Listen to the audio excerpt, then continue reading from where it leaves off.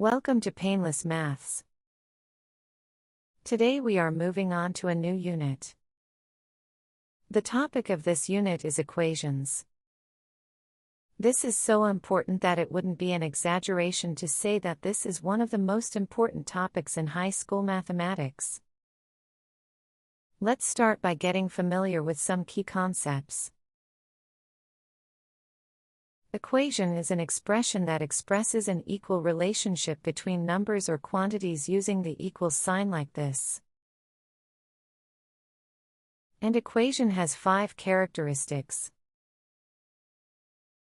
1. If A equals B, then A plus C equals B plus C holds. This means that an equation still holds even if you add the same number to both sides of the equation. 2. If A equals B, then A minus C equals B minus C holds. This means that an equation still holds even if you subtract the same number from both sides of the equation. 3. If A equals B, then AC equals BC holds. This means that an equation still holds even if you multiply both sides of the equation with the same number. 4. If A equals B, then A over C equals B over C holds. This means that an equation still holds even if you divide both sides of the equation by the same number. 5. If A equals B, then B equals A holds. This means that an equation still holds even if both sides of the equation are swapped or interchanged. In short, the equation is true even if the same thing is added to, subtracted from, multiplied by, or divided by on each side. And the equation is also still true even if both sides of the equation are interchanged or swapped. It may seem difficult at first glance, but once you understood this, it is actually obvious. Nevertheless, these characteristics would be very useful when solving equations, so please make sure to understand it thoroughly and be able to apply the theory when solving questions. Now, let's try to solve equations using the characteristics of equations that we have just learned. If you think that you can answer these questions yourself, feel free to stop this video and try it yourself first. If you are not so sure, then let's continue to look at this together.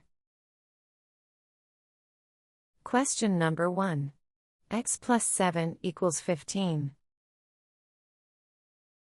Firstly, solving an equation means to solve it for a given letter. In this case, solve it for x. So you need to put the equation in the format of x equals something. From the characteristics of equations, we learned that even if you subtract the same number from both sides of an equation, the equation still holds. So, if you subtract minus 7 from both sides, the original equation would become x plus 7 minus 7 equals 15 minus 7. Which is x equals 8. Therefore, the answer is x equals 8. Question number 2. X minus 8 equals 2. This question is the same as previous question. Solving an equation means to solve it for a given letter. In this case, solve it for x. So you need to put the equation in the format of x equals something. From the characteristics of equations, we learned that if you add the same number to both sides of an equation, the equation still holds.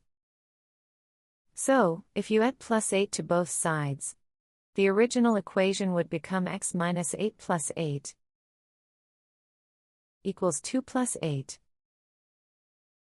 Which is x equals 10. Therefore, the answer is x equals 10. Question number 3. 5x equals 30. Recall the characteristics of equations for this question as well. We learned that the equation holds even if both sides of the equation are divided by the same number. Therefore, divide both sides by 5, which gives you x equals 6. Therefore, the answer would be x equals 6. Question number 4. X over 4 equals 2. Same for this question. Use the characteristics of the equations. We learned that the equation holds even if both sides of the equation are multiplied with the same number. Therefore, multiplying both sides with 4 gives you x equals 2 times 4.